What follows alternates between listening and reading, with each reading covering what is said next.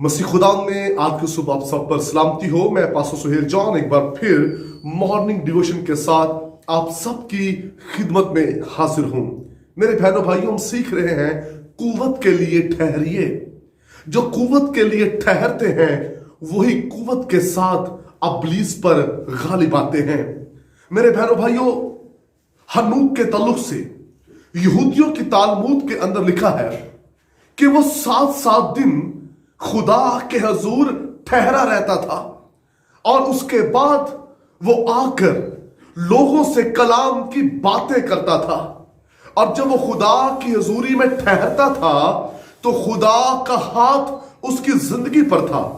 और हनूक इस कदर खुदा से मोहब्बत करने वाला, खुदा की हजूरी में ठहरने वाला ईमानदार जोरदार सूरमा था कि खुदा को उसका हजूरी में ठहरना पसंद आया।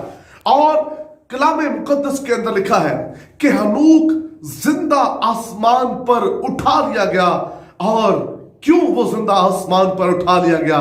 इसलिए कि वो खुदा की हजूरी में ठहरने वाला था।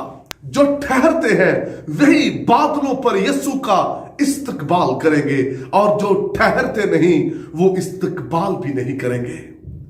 मेरे बहनों भाइयों, हमें कुव्वत के लिए ठहरने की जरूरत है। जब हम ठहरेंगे तो फिर हम कुव्वत हासिल करेंगे और कुव्वत के वसीला से हम खुदा के जलाल और इरफान में बढ़ते चले जाएंगे। कलाम मुकद्दस के अंदर नूह 40 दिन 40 रात कश्ती में रहा और खुदाओं ने उसे संभाला।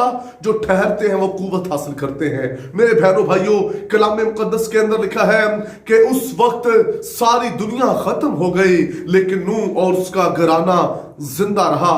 और उसका सबब यह है, जो खुदा की आवाज सुनकर इंतजार करते हैं खुदावंद उन्हें संभालता है। जो कुव्वत के लिए ठहरे रहते हैं खुदावंद उन्हें कभी मायूस होने नहीं देता। खुदा ने अपना हाथ नूह की जिंदगी पर बढ़ा दिया।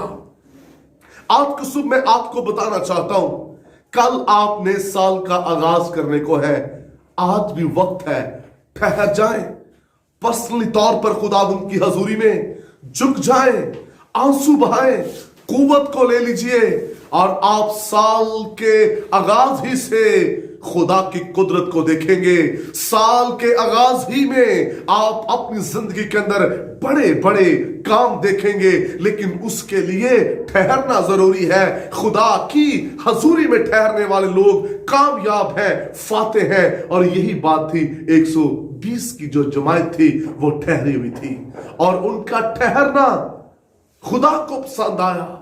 उनके लिए आसमान खुल गया, शोला की सी फटती जुबानें उन पर आ ठहरी और वो खुदा उनकी प्रस्तुत करने लगे।